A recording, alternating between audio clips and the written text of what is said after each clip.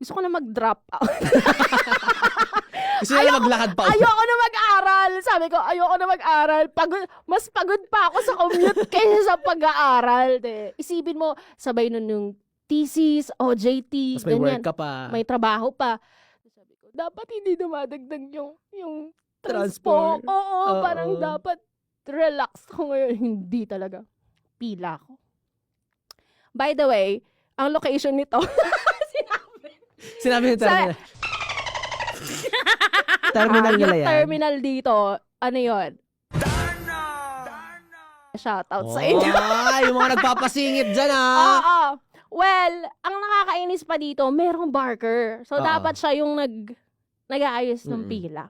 Okay. Pila ko. Pag pila ko, biglang dumating yung jeep. Sabi ko, ay, salamat. Pang 7 ako sa pila. Hindi ko makakalimutan. Pasok ka. Pasok pa ako. Oo. Pero, naging pang 10 ako kasi may sumingit. Wait lang, ano yung sumingit na hindi naman sila PWD? Hindi sila Hindi sila priority. Hindi sila, oo. Kasi maintindihan mo yun pag sila ang pinapauna, di ba?